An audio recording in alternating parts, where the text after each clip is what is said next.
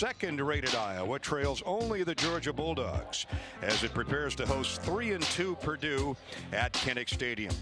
The Hawks and the Boilermakers get together on homecoming. One of two losses, of course, last year for Iowa was this Boilermaker team, but my, how things have changed since then. Hawks looking for their 10th Big Ten win and 13th win in a row and going into the bye week with some momentum.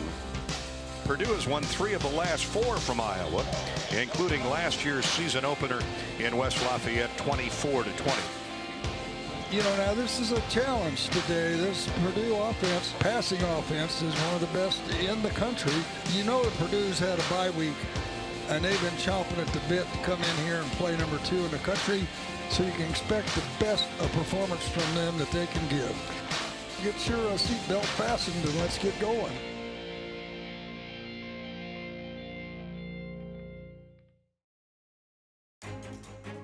The Heartland is brought to you by Iowa's corn farmers of the Iowa Corn Growers Association and Iowa Corn Promotion Board. You may think Iowa grows corn, but the truth is, corn grows Iowa. Keegan Johnson starts the game, one of the freshmen at wide receiver. Hawks go double tight end, diamond formation of receivers to the left. Spencer's going to throw to the right, cross the middle, and running in open space is Keegan Johnson. He kept his balance, gets away from one defender. He's down the near sideline, out of bounds at the Purdue 40 on the first play from scrimmage. What a block downfield thrown by Reganey. He came across and actually leveled a guy, and that added another 20 yards to that run. On third down and long, Petrus back to pass, fires up the right side. It is incomplete and intercepted. Tipped up in the air and picked off by Purdue. Intended for Reganey. Laporta gets the tackle. Purdue comes up with a turnover. It was intended for Reganey from the Iowa 45. Out of the gun, back to pass, over the middle, incomplete. Great defense by Dane Belt. Who else? He was all over Anthrop. Boy, he read that pattern and got right behind him, got his hand out, knocked the ball away. Hawks have a single receiver to the right. Iowa going to run off the left side in a hole on a blitz. Goodson gets around the corner. First down at the 27-yard line. Straight over left guard and tackle. They blitzed and whiffed on Tyler Goodson. Really good blocking, because both of those inside backers were coming on the run blitz, and we got a hat on both of them. Here's Petrus now, sacked. Dropped back to his 24, took a look downfield left, and then just covered up the football. Nobody open. And the Boilermakers blitz. 3 wideouts and a tight end for the Boilermakers, including David Bell. O'Connell with a quick release and caught in the middle of the Iowa zone. Knocked down at the 25-yard line is again T.J. Sheffield. And now DeRue splits out wide. Here comes a blitz off the edge. The quarterback's going to keep it, get into the end zone. Iowa blitz, and O'Connell just ran right down the middle of the field. They had it well blocked. Iowa with twin receivers either way. Pocket closes. Petrus gets rid of it. Caught.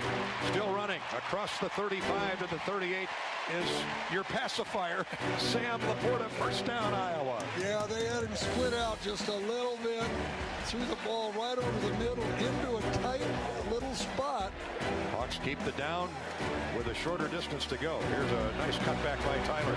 Gets to the near sideline. Turns the corner. He's at the Purdue 40. 35-30. Out of bounds at the 26-yard line. First big run play for the Hawks on the day. Cam Allen on the stop. That's just really good vision on the part of Goodson, because that play was designed to go off left tackle. Hawks need a couple of yards for a first down. They got it. Potabom off left tackle and guard. And he turns around, backs his way for another yard or two. It's going to be first and goal, Hawkeyes. I like that play. You know, you get it to him real quick, and those linebackers don't have a chance at that point. First and goal. Ivory Kelly Martin's in there. He's got the ball. He's got the touchdown. Touchdown, Iowa.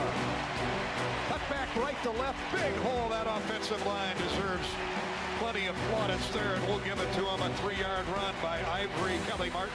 Iowa a point away from tying the game. Well, they sent a wide receiver in motion like they were going to run a reverse, and they faked to him and then gave the ball to Kelly Martin. Bravo! Bravo!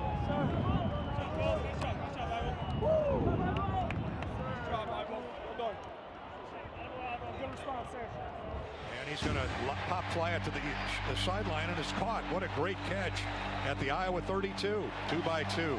Wide receivers both ways. O'Connell rolls out right. Throws, caught, touchdown. Touchdown grab by T.J. Sheffield. 14-7 Purdue at the break.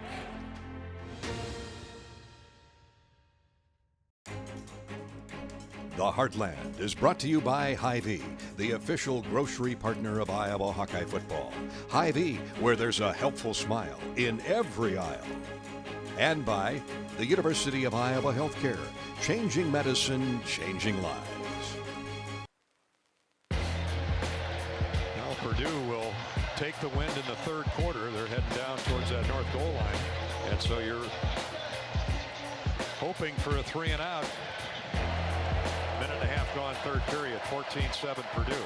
O'Connell on a play fake, roll out right, throws down the middle of the field. Bell's open, makes the catch at the Iowa 20. And David Bell hurts the Hawkeyes again. Now they go empty. Anthrop releases to the slot. Here's O'Connell, hit and sacked by Seth Benson. Hawks finally get to him, and that takes him back outside the 25-yard line. Our first spot and Rose hammer hit of the day, delivered by Seth Benson. So Phil Parker dialing it up a little bit more. We needed that. Grad transfer Mitchell Finneran came in from Samford University. Puts the foot to this one, and it's right down the middle. Hawks give up 3, but not 7. It's 17-7. Here's the snap. Hawks blitz. He shovel passes to the outside. First down, inside the 10, out of bounds at the 7. Hawks trying to get a stop on 3rd and goal. Rolling right is O'Connell. Throws, it's caught at the 3. Oh, they called a touchdown. Now they call a touchdown. It is T.J. Sheffield. After further review, the ruling on the field has changed. The runner lost possession of the football when diving for the pylon. By rule, that's a touchback. Iowa's ball. First down and 10 at the 20-yard line. Rolling right is Petrus, and he's going to be hemmed in and sacked as Purdue has been putting pressure on Spencer all afternoon long, and he loses 10. Bell's out there. He's in the slot left. O'Connell blitzed as he lets it go, and it's caught by Bell. First down at the Iowa 22-yard line. Bell wide right. Out there with him is Hankins. Back it comes O'Connell. He pump fake short, throws to the end zone for Bell. Touchdown Purdue. Into the wind. This guy is something. He's a ghost. You can't find him out there. David Bell, you get it anywhere near him, and it's going to be a catch. Iowa's 12-game winning streak will go by the boards. A 9-game Big Ten winning streak will be no more. And the Hawks will try and start a new streak in 2 weeks in Madison, which is never an easy place to play at Camp Randall. They'll go to the drawing board. I mean, it's a loss. It's one game. One game. 12 of them in a season. Final score, Purdue 24 and the Hawkeyes 7. For our football team, it's the first time we've had to deal with a loss in a while, so we'll get a lesson in that. The biggest thing is right now how we choose to move forward, and that's what I shared with the team a few minutes ago. So, we got some time to stew on it and sit on it, and there's nothing to do about that. Today's broadcast is sponsored by Extreme, powered by Mediacom, the internet preferred by Hawk fans. U.S. Cellular, America's locally grown wireless and the official wireless provider of the Iowa Hawkeyes.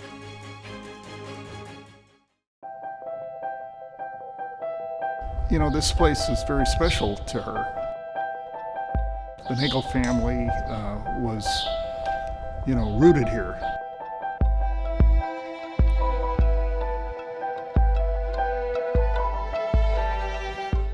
We were introduced to them, 10 years ago, and Mary Lee went to school here, grew up here. I used to sled on Finkbine.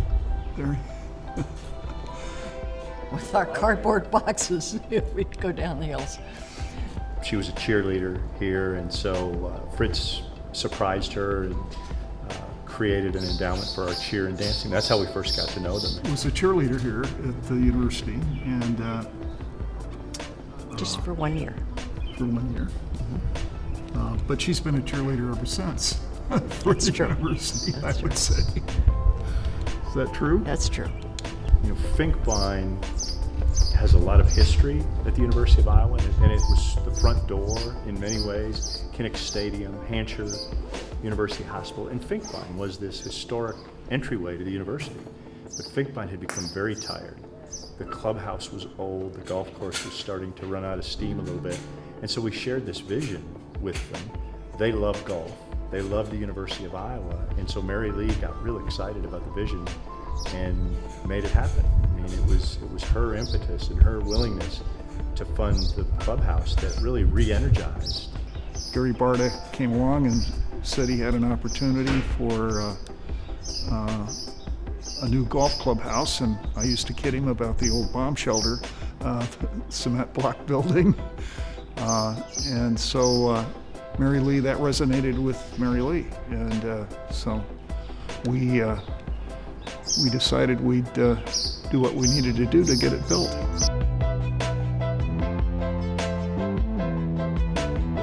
Just the energy out here, the vibe is completely different. My friends and other people that I know that play in the community, they come out here and they eat dinner, maybe stop in for a drink after a round of golf. And I think even going beyond that, I think the partnership that we've created with the Trin management team has been really beneficial, not only for our programs, but just for Finkbine in general. Membership sales have really gone through the roof this year. We've had a really good response to people being able to eat at the restaurant and have lockers and you know, all their golf taken care of and be able to bill all that. It's been something new we've never had before, so this has really enhanced that part of our operation. Iowa really prides itself in its facilities and how we present ourselves, and we've obviously got a great community, alum and donors that have given back. Obviously, Fritz and Mary Lee, you know, being the forefront of that for us, and I think that it just is a great presentation, and I think it's highlighting what a great job Tim's doing at the golf course, and we're just, you know, very proud to walk recruits through and their families to be able to eat here and enjoy this atmosphere. And we have a replica, a duplicate that's here in the clubhouse, but this one is for you and Fritz, so thank you. Thank you.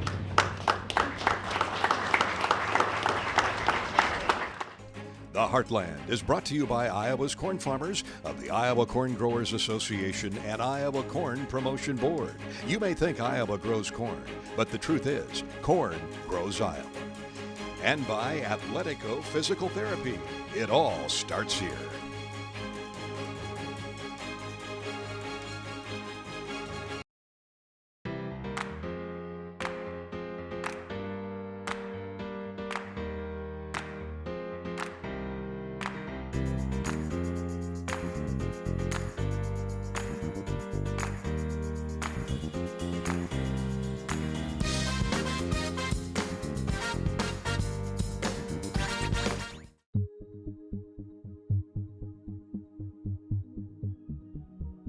Take a look at the all-time series. After today, only one team will remain undefeated. Teams love coming out to Iowa City to play. Grant Field is a really special stadium in college hockey.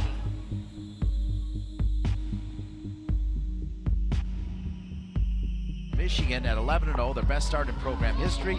They are outscoring opponents 45-8. Iowa 14-0, matching their best start. They're outscoring opponents 56-6. For the 15th straight game, Iowa has not given up a goal in the first quarter. We're at zeros between number 1 and number 2 on the Big Ten networks. Michigan's been good so far defensively, denying the first two. Big swing. And handled again by Michigan. Final seconds counting down. And really no surprise. We expected a tight one. I'm not surprised at all that it's zeros through the first half. Yeah, it's definitely going to be a battle here as you look at the third and fourth quarters. But here is Iowa, to this point in the season, not allowing a goal in the first quarter. This team really continues to press it on. Second half ready to go here from Grant Field, home to the Iowa Hawkeyes, your number 1 team in the country. So good. Penalty corners offensively, Michigan. Plays it back to the inserter and popping it in. So Michigan gets a penalty corner. Michigan finishes it It started with the insert, and the inserter makes it 1-0 Michigan. There, they need one, trailing Michigan here 1-0. And they tie it right here. An extra pass, perhaps too many extra passes, and Iowa almost dribbled right out of that corner, and they did. Quick pass to the circle, and yet another penalty corner. Here come the Hawkeyes. Tracy, her 7th corner. I feel like it's going to be a quicker shot here from Iowa, and it is, and it's in. That's what they needed to do.